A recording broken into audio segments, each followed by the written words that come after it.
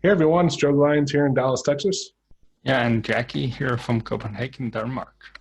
So first, let me start off. Hopefully, I'm not too echoey. I've moved out a lot of the stuff from my office. I'm still waiting for my other house to have internet, so I'm working out of my old house. But if I'm a little echoey, that's why it's it's a lot leaner in here. All my books are gone. Um, and last was that last week? It seems like no, that was 2 weeks ago. I don't know. Time is a blur for me. Recently, we had that webinar that Jean-Laurent led us on for using GitHub, and Jackie and I both we thought it was I think for people who work, especially work with a lot of other people, I see the real value of using GitHub to back up your files, right, and to help work with other people and make sure you don't overwrite things, stuff that you're doing. And Jackie, I know from in the webinar, we talked about some, and I don't know if you want to expand a little on your hesitations for your use, right, of the why, and I'm the same way on this one, right? But why don't you go ahead and expound on Yeah, for the webinar, I love GitHub and going there and viewing open source projects and seeing the code that people have done. How did they do that? How did they do that? I'm learning quite a bit, and I'm seeing them having master versions and developer versions, and all makes quite good sense as someone viewing it. So I was very, very excited to actually see Sean take us through that process.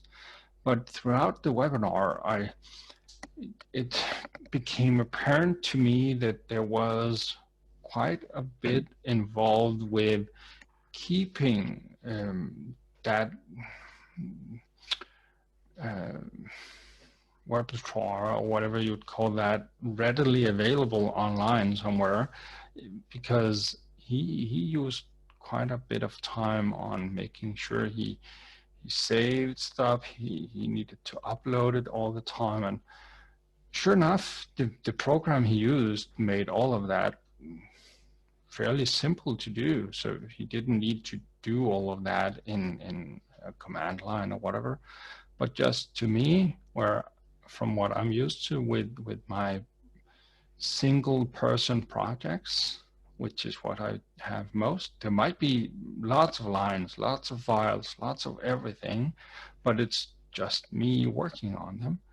It became apparent to me that it was almost a chore to keep that thing updated on the other end, which is great, but as a backup thing, if you just take it as, I would love to have an online backup of my stuff, because I had at one point burned out a computer and lost a bunch of projects I was working on, and had it to start over on, or at least lose quite a lot of work on quite a bit of them. And sure enough, it would be nice, but to me, it became almost too much to use something that advanced. Yeah, let me chime in here on that note of two other important things that came up, which surprised me because I thought you did one of these. If you had a beta version of what you were doing and a master one, like I'm like, okay, I could see how if you're doing that, it helps you flow them and merge them together. And this, and I'm like, okay, I could see how even if it was just me, that would be cool if I had something so complex and I'm running really two different versions and I want to kind of keep them synced in a way, but not always. But to your point also, like it's just me. I work on stuff, and I'm highly, like you, I'm highly organized in what I'm doing and where I'm working, and I do the stupid thing of saving different increments. I'll add a higher number to the end of my code, right? And so I don't end up overwriting the same file, because who cares with AutoHotkey files, right? They're tiny. And so I'll keep up, and I have a folder that I could show you. I could probably find it in a second here. I haven't done it in a while. I should. But you know how we have a main AutoHotkey script, right? Mm-hmm.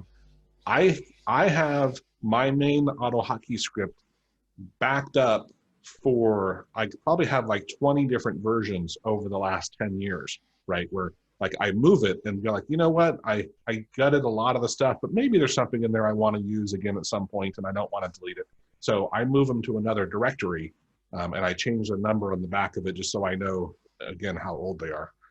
But I think by doing some of these simple things, it's a way to have not full GitHub, functionality, but it can really, you're also not worried because I was going to mention, Jackie, when you talked about losing some of your stuff the other day when I was out at my other house and my computer is here, right?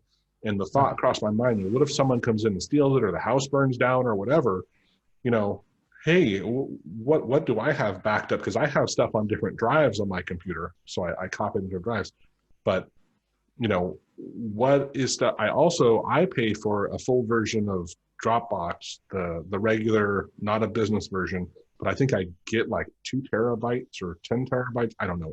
It's a lot of space, and I can't say never, very close to never work on anything outside of Dropbox.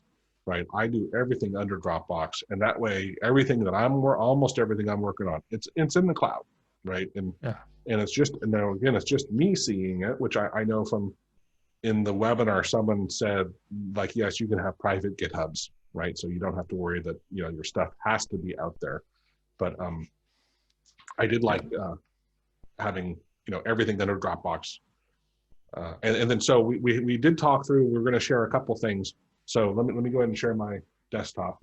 And this is one of the things I wanted to mention, because a lot of people using Dropbox don't even know this first thing is a thing, right? The thing we're going to discuss here. This is okay. So now I don't know. Sorry, we got interrupted there real quickly. This script is a script that it's actually called the TI Media Player. That was because I used to work at Texas Instruments. And I have a regular version of this media player. It's a program I wrote forever ago, and it plays MP3 files. And basically, when you launch it, I have a default folder it'll look to, and it'll look in there, and then you can navigate there or beneath it anywhere, and it's going to loop over every MP3 file. Once you select a folder, it'll loop over randomly over the files there.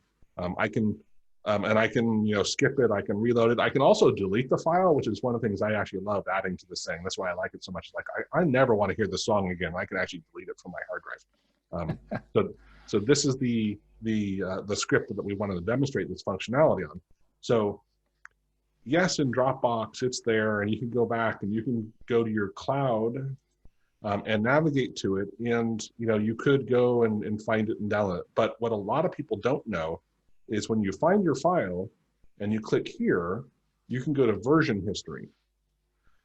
And this will show you different versions. And I think it used to not do this, Jackie. I don't know if you were aware of this, but now Dropbox, if I remember right, is smart enough to where I can click it and it will actually show you. It used to not do that, but now they finally realized they're plain text files. So they will literally show you. And what I love about this is I can come in and I can copy if I want, or somewhere over here, I can choose to restore this version, or I can download this file, or of course I can just copy the whole thing and save it. Yeah, sure. So, but you also seem to have some syntax highlighting going on. So yeah, good catch. Yeah. So yeah. that's I think that's pretty cool, right? It's a great functionality to have. That here's, like I said, a lot of people don't even realize this exists. I think most people realize I can go into the cloud and undelete a file I deleted, but they don't realize there's different versions. And depending on the plan you're on, it will keep, it'll go back a certain amount of, I think it's number of versions or time also, but, and you can pay for more, but yeah, I thought it was a very cool functionality that has saved my butt many times of like, I can, more, and I'm not knocking Maestria, but he's not one that does like I do, creating different versions of stuff. He will keep in the same script and rewrite stuff, and then he'll realize later, like, crap, I actually wanted that. And I'm like, give me a second, because he's using my computer, under Dropbox, and so I'll go get the stuff. But yeah, so those are the two things. And then now Jackie mentioned, and I don't know if Jackie, if you want to either just do you have a script you can do it on the comparison?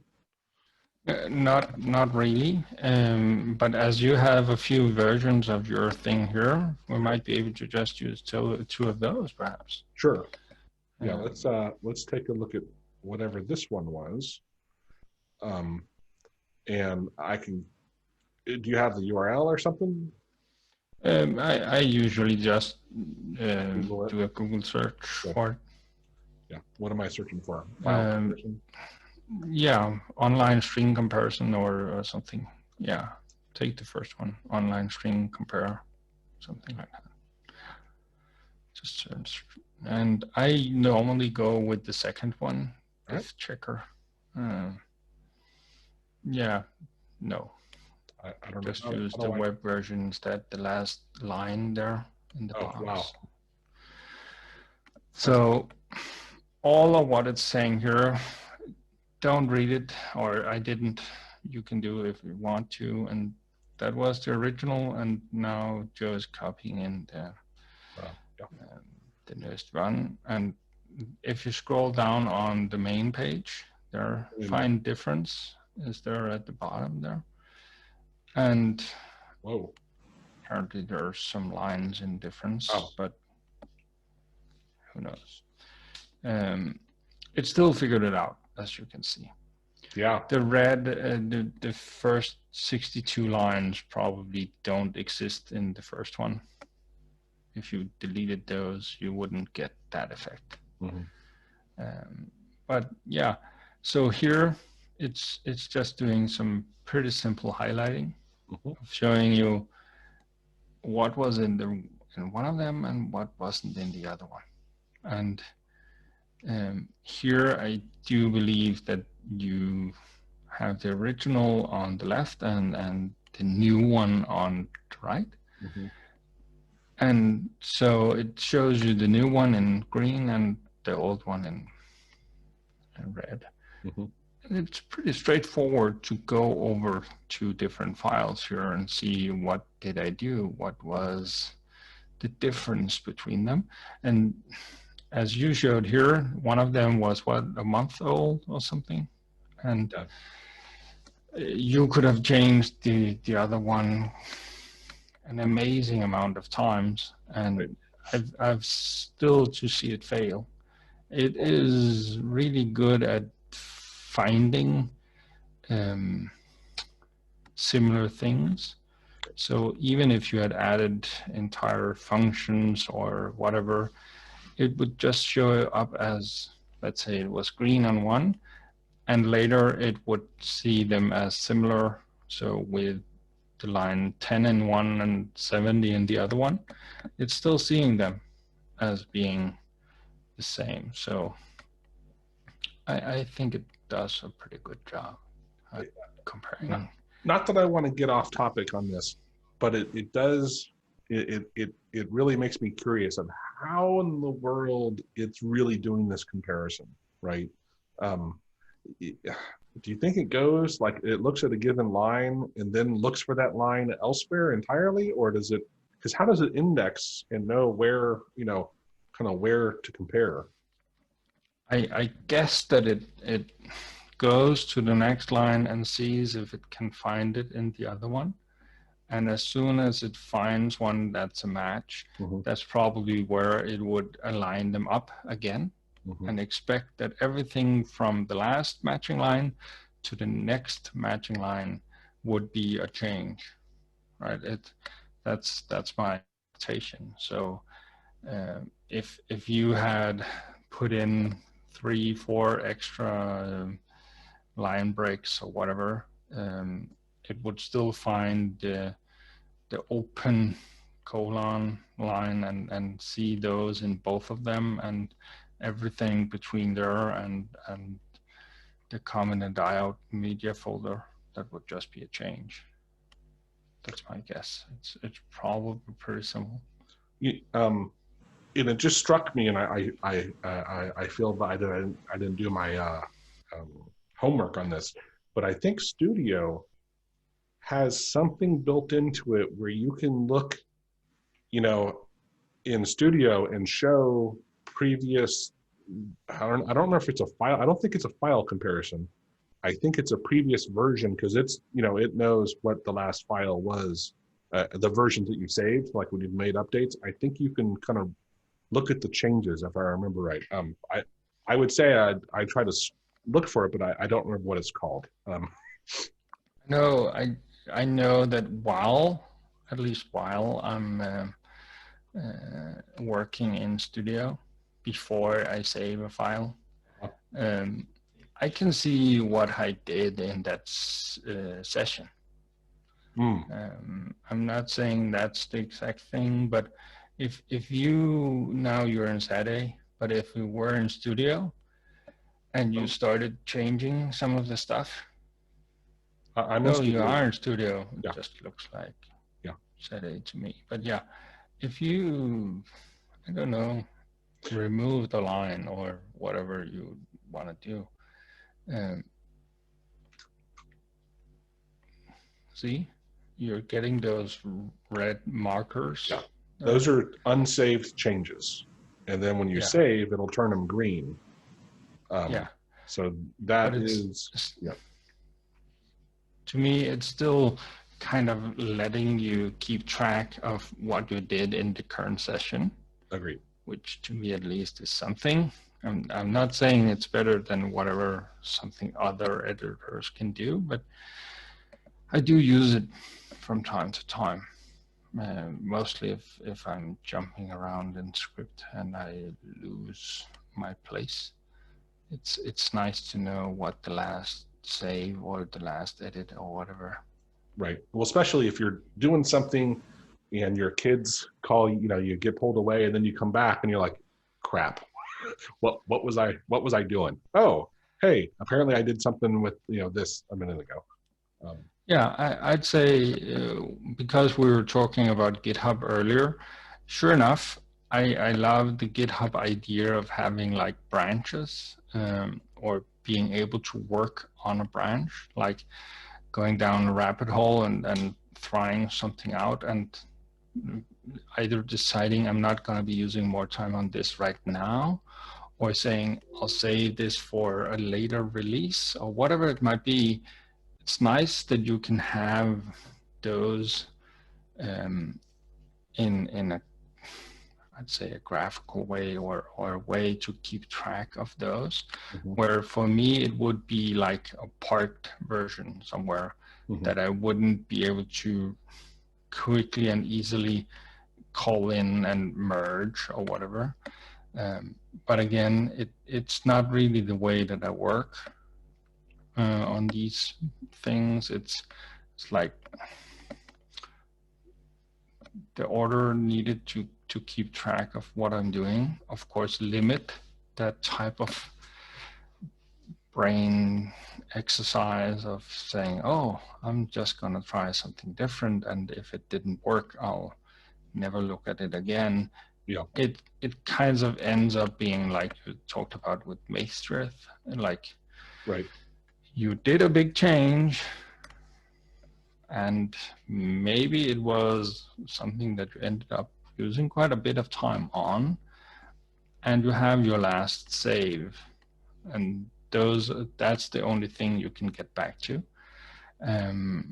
You might have a undo button that goes back 20 steps or whatever, but it probably doesn't go far enough back, or you used it and you stepped 1/4, or you undid an undo, you redid something, and that kind of fucks up the undo functionality or whatever it might be, right? So which you totally get that as soon as it gets a bit more involved. And incidentally here, so we can see in this app, I did have like 3 versions. This is where I started, and then I incremented to 2 and 3, and then I had a whole different version just for whatever reason.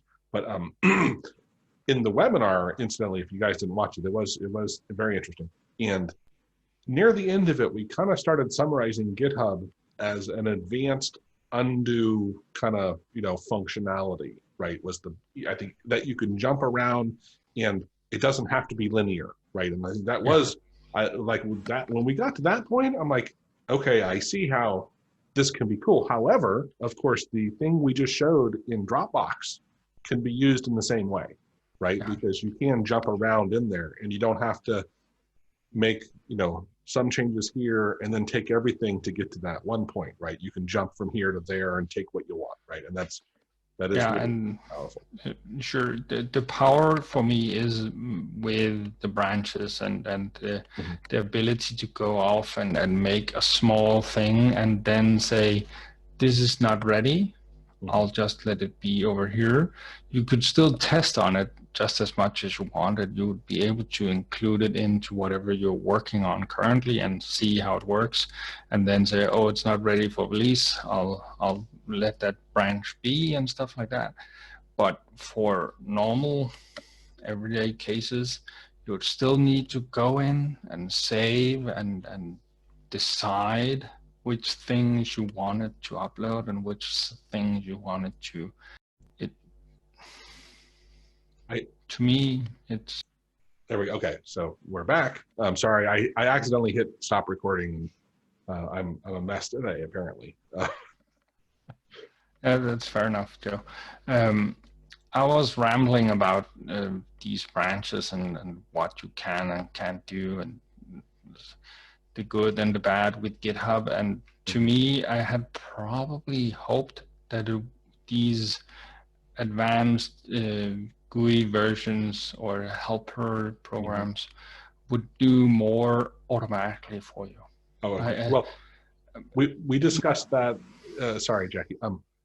When we talked about how Maestria has built into Studio some auto publishing to GitHub, and we're going to save that one for maybe our next podcast or something. But to discuss breaking that out and demonstrating, and I use, like here, if I can remember the hotkey. Let's say I wanted to share this with everybody. I can highlight it all or highlight whatever I want and hit my. We're not seeing what you're doing.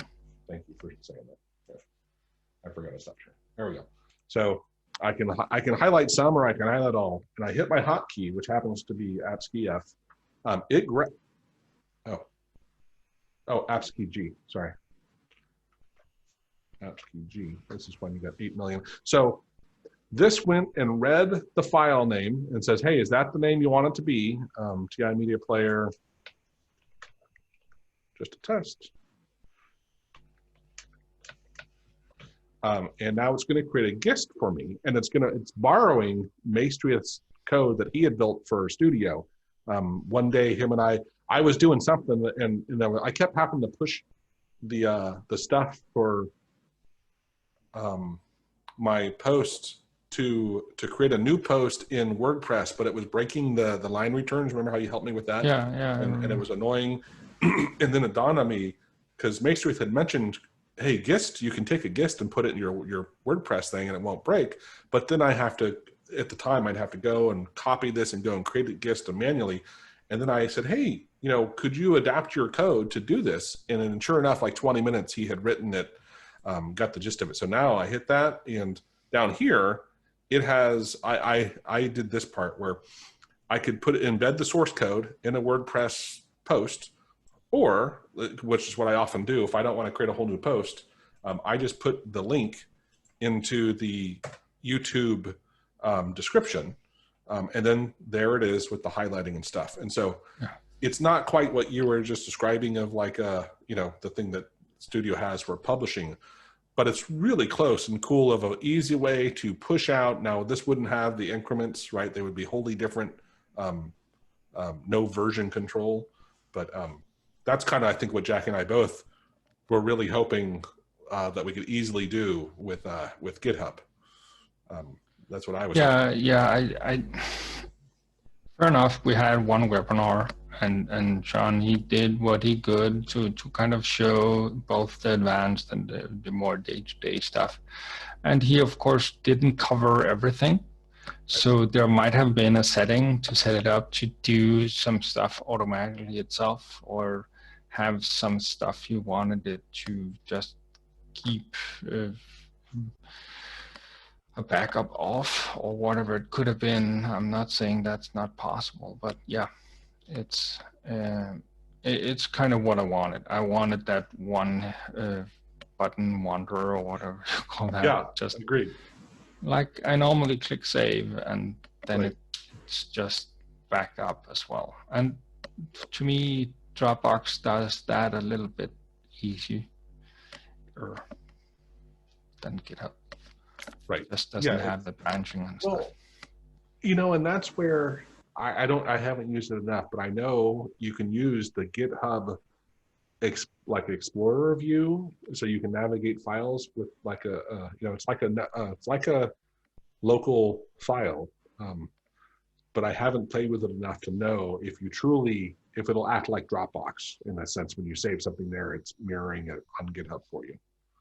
Yeah, and that's what I meant, right? There might be a setting where instead of me myself keeping track of, oh, this is my local version, and now I'll make sure to submit it to GitHub and stuff.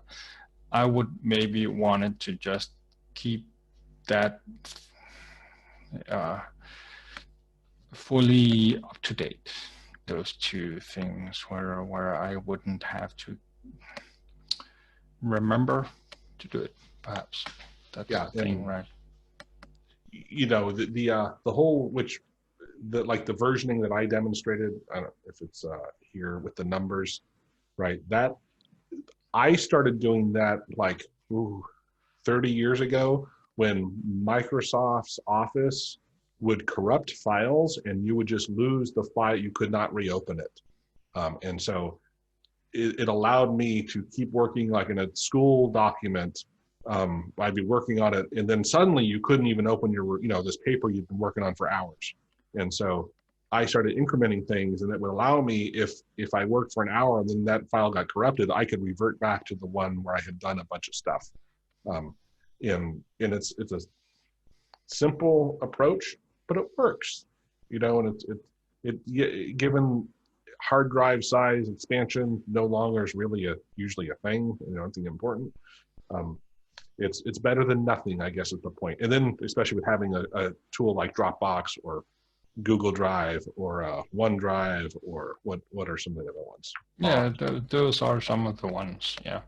Yeah, that's I think Jackie and I both are big advocates of saying have it backed up offsite, right? Is the other critical one of not just another, like I'm doing. I have my install programs, and that's because they're so big.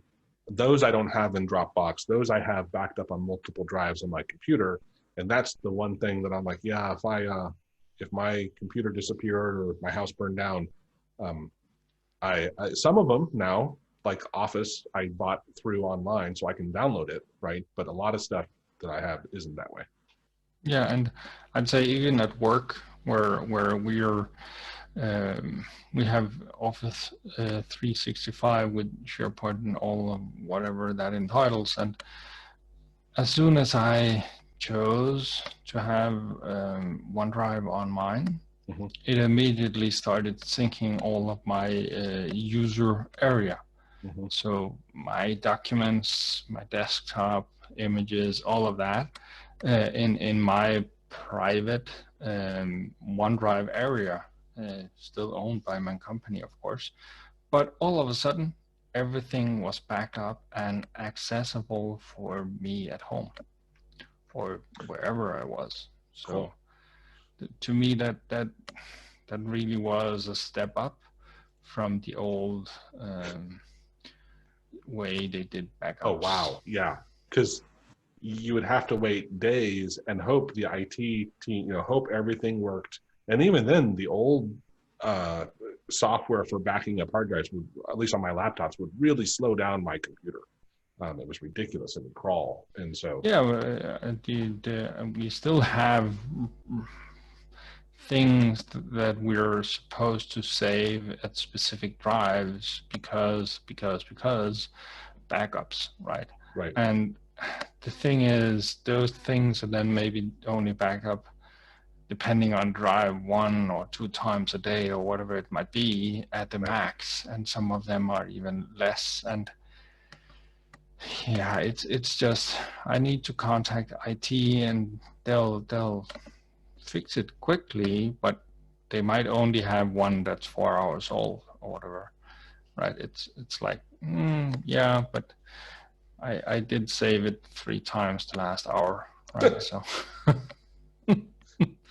but yeah, that's just how it is. An interesting side note, by the way, is you know, for my real estate company, we have people around the world working for us, and for whatever reason now, Dropbox, when you install it, its default is to try to basically back up your entire hard drive. Yeah, it's ridiculous, and it's really hard actually when you don't catch it when you're installing it. It's really hard to tell it to not do it, even though you tell it not to. It doesn't fix itself, and you basically have to uninstall Dropbox and try it again. But I personally, I think it's someone internal to Dropbox is trying to find creative ways to sell space, right? To get people to think they need more space. Because of course, it's terabytes of data, or you know, it's a lot of data where you can't have the free account, right? There's just no chance, because it's looking at your whole C drive is what it automatically does, and it's ludicrous because no one backs up, you know, every file, because there's no need, right? There's like you said, you have your documents, which Jackie is old enough, I think, using computers too, where we didn't have a documents folder like in Windows at the beginning, right? That was where they moved stuff to where it was easier to say, here's all my stuff, and then you can back up your file, quote unquote, files, working files there. But yeah, I don't remember which version of Windows they introduced the user area in that aspect, but they probably did all the way back to Windows NT or something. But I think 95 might have been. I don't 3.11. That I remember using that one. It did not have it. It had a desktop, sure enough. Yeah, but, But if it was I'm not sure if it was 95 or if you're actually up in XP or something. But yeah, it's somewhere in there. Yeah. Windows 98 didn't have it either. So yeah.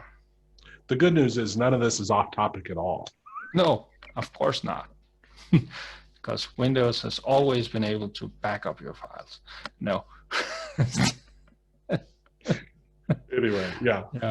So I hope everyone, you know, that this gives you one alternative to adapting. And I think Jackie and I both thought, for the right usage, GitHub is a great tool. It's just for how we think the vast majority of people are using AutoHotkey, it's bringing out a Ferrari when your Echo, your Toyota Echo, which is my car, is what you need, right? You don't need a Lamborghini for this. You know, you just need something simple that covers your butt, but isn't something that doesn't take up more time than it would take you to actually rewrite the code from scratch, right? To learn. Yeah, I'd say I've had, if you had like Dropbox syncing a specific folder, it can give you issues if you're running your AutoHotkey code from those folders. I've had a few, not many, but it has, if the script is doing, I don't even know if it was advanced things, but it expected to be able to do things with itself, and it was being locked by the synchronization action that was being done by Dropbox or OneDrive or whatever it was. But yeah, other than that, I've run into that as well, and that's why Maestri insisted I don't install Studio under Dropbox, because normally I would, and everything I do is under Dropbox, and that's one of the exceptions of, like, he's like, it can at times cause some. It's rare, super rare, right? But there are, for us, it was when we were ripping stuff and trying to save to the hard drive more than we should have, because we should have been building up some data first and like kind of caching it and then dumping it all instead of hammering the hard drive. We had some issues that it turned out Dropbox was the issue. Yeah, and I think it was kind of the same, might have been appending to a file or whatever continuously, and because Dropbox tries to keep it updated, it goes in and it locks the files from time to time.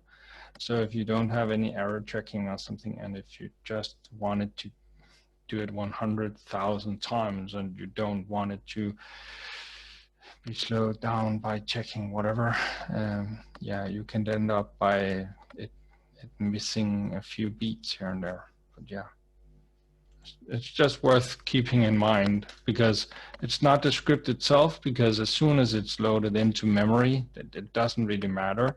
But if you're trying to write to a file or maybe read from a file enough, or create images or other types of resources, it might be an issue that this sync action is happening. So yeah. Yeah, so just be forewarned, but generally speaking, it's very rare where it comes up. If you're just working on a AutoHotkey script, save it in the Dropbox thing, but maybe not use that as the working directory. Right? It's pretty simple. Okay, you're working on your code and you wanted to create a temp file. Then create it in the correct temp area in Windows or whatever. Or in, okay. So yeah, there's lots of options there, right? It's just for working with the file and storing the file, there's no issue. It's just as soon as you try to do those rapid reads and writes. Cool. Awesome. Well, I think that was, you know, some good information. Hopefully it helps. Yeah, good talking to you, Jackie, as always. It was, Joe. Take care. Bye. Yeah, bye.